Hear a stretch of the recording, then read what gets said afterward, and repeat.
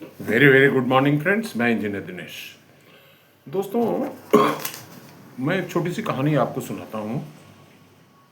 देखिए, ये जो मेरी कहानियाँ होती हैं निश्चित तौर पे कहीं ना कहीं से मैं भी पढ़ता हूँ, और उसके सुनाने का जो पर्पज़ होता है वो ये नहीं कि मैं कहानी सुना रहा हूँ।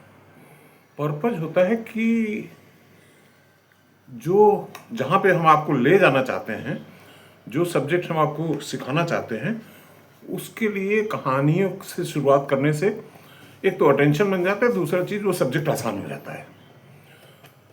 तो कहानी सुंदरवन की है। सुंदरवन के जंगलों में वहाँ के जो ग्रामीण वहाँ लकड़ी तोड़ने या किसी जंगली सामान को इकट्ठा करने के लिए जाते थे, तो वहाँ पे जंगली जानवर बहुत थे। तो उनसे बचने के लिए वहाँ के एक बहुत बुजुर्ग थे जिनको गांव के लोग बाबा बाबा कहते थे।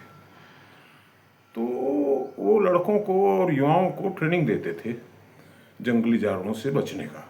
ट्रेनिंग क्या थी कि पेड़ों पे जल्दी से चढ़ जाओ और मौका मिलते ही जल्दी से उतर जाओ। तो वो ट्रेनिंग का उनके जो तरीका होता था कि जैसे पहला लड़का चढ़ा तो बहुत तेजी से चढ़ गया, फिर उतरने लगा और करीब आधा हाइट तक उतर भी गया या 60% उतर गया, 40% जो बचा रह गया तो कहते थे रुको रुको जरा संभल के। अब उसके बाद दूसरा लड़का चढ़ा, उससे भी यही डायलॉग, तीसरे से भी यही डायलॉग, अमूमन सबसे यही डायलॉग।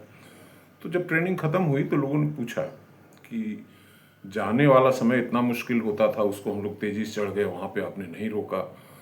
हाइट से उतरने वाला समय जो है वो ज़्यादा मुश्किल था, उसमें आपने नहीं टोका।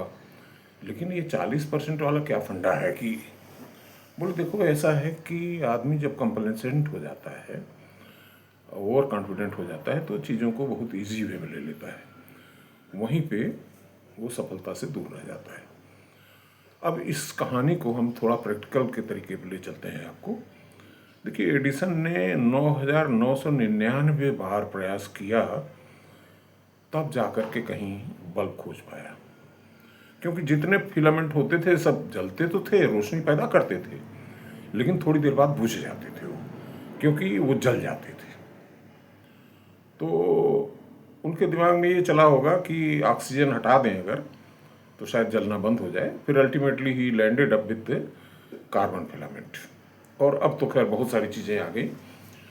तो एडिसन अपने ऑटोबायोग्राफी में लिखता है कि जब आप 9,999 कदम चढ़ चुके होते हैं तो सफलता वहाँ से सिर्फ एक कदम दूर होती है, and that Kadam is very important. अब देखिए, रिसर्च तो बहुत सारी होती हैं विदेशों में।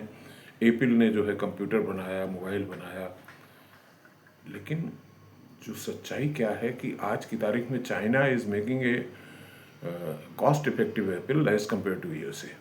इनफैक्ट यूएसए जो है चाइना से ही एप्पल के मोबाइल्स खरीद रहा है।